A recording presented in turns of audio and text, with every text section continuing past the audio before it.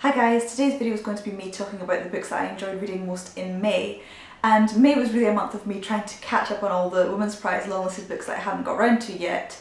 So I read 8 of the Women's Prize books and actually only 2 others.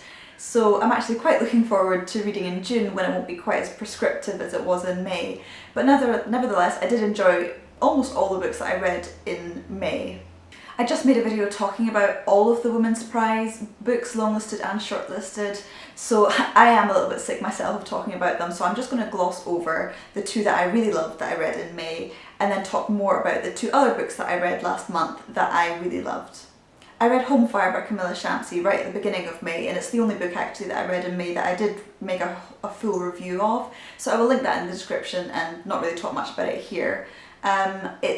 I think it might potentially be the winner for the Women's Prize overall, because I feel like the topics it's tackling are so timely.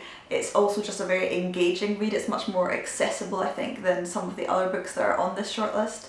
It tackles issues like racism and immigration and terrorism in the UK, which I feel like are all very topical right now, but it is also just a really great read, so I'd recommend it to pretty much anyone. The other Women's Prize shortlisted book that I really enjoyed reading in May was When I Hit You by Meena, Kandasamy, and I talked about it more in my very last video, the sort of Women's Prize wrap-up that I did, so I'll mention it just briefly here. For me, it's another potential winner because it's also tapping into really topical discussions, such as the discourse around Me Too that's really happening just now, and the idea that misogyny and gendered violence can happen to any woman, even those in positions of authority or those who are educated.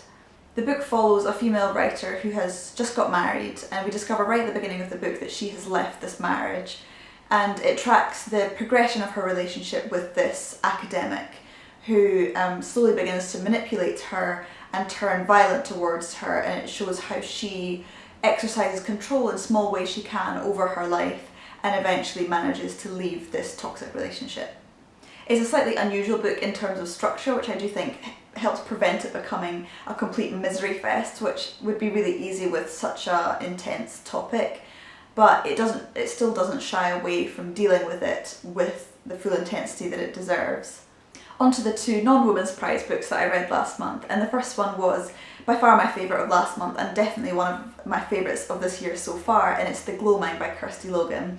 And this is a book that I've already seen talked about quite a lot online. It just came out in April, and even before that there was a lot of hype, not least because it has a very beautiful cover. I got mine from the library and I was so loath to take it back, so I think I might buy a copy just because it is very pretty and I do want to read it again. I think it has a very high rereadability factor. So it's a book that I think seamlessly melds together the fantastical and the real, and it just sucks you right into the narrative. I read it in one sitting because it is just so engaging. It follows a family who live on an island off the coast of Scotland who've moved there to escape some of the hardships of urban life, but to whom tragedy strikes when they're on the island. It's about fairy tales and the collected stories of isolated communities and the superstitions of people who live there and the desires of some characters to leave this environment. So this family ends up quite fractured fairly early in the book, and we hear from several different perspectives of the different characters as they grow emotionally and physically apart. But really at the centre of the story is one of the daughters, Mara, who forms a relationship with another woman on the island who encourages her to experience a very different lifestyle. I'm being vague about the plot because it was really lovely to discover everything as I read it, but it does have LGBT representation, which I think is done really well.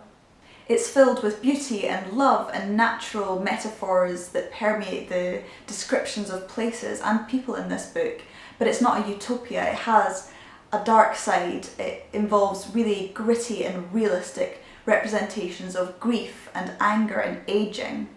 This is one of my favourite books of the year so far easily, and I find with a lot of books that I really love, it's hard to put into words exactly why they're so good. I feel like in this book at least, there's an intangible quality to the writing that makes it so enjoyable. It just kept me completely gripped throughout, and I sometimes feel like with literary novels, they can be quite meandering or exploratory, but not necessarily have a concrete narrative arc. Whereas this book, it does have all the depth and complexity of a literary novel, but it has a very solid story from beginning to end, and you really see the progression of the characters and the story that really comes to a head at the end of the novel. Another element I liked was that every chapter was named after a Scots word, and there's a glossary at the end explaining what they all mean. And there are elements to it that are distinctly Scottish. It's written by a Glaswegian author, but considering it's about island life, it really doesn't feel parochial at all. I think it's talking about the wider, universal nature of humanity and lots of really big topics that I think make it really accessible for any reader, and it's the kind of book that I would really recommend to anyone who enjoys reading. The last book I want to talk about quickly is The Living Mountain by Nan Shepherd, and she is another Scottish writer who was a lecturer at Aberdeen and also a hill walking enthusiast. And this book was first published in the 70s, although it was written slightly earlier than this. It's a non-fiction account of her experiences throughout her life walking in the Cairngorms, and it's really not the type of book that I would typically pick up, but the writing itself has such a lyrical quality that makes it feel much more like fiction than non-fiction, and it doesn't have any of the dryness or stale qualities that I sometimes associate with travel or nature writing.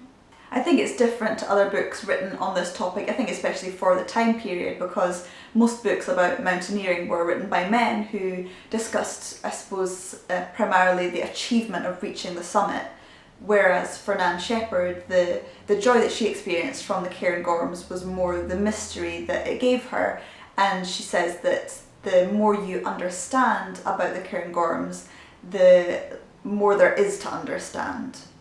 Now, I have very little interest in hill walking myself, and this book is probably not going to make me walk around the Cairngorms myself, but it does just have that magical, beautiful quality of the writing about the natural landscape and about the relationship between humans and nature that's just done so beautifully.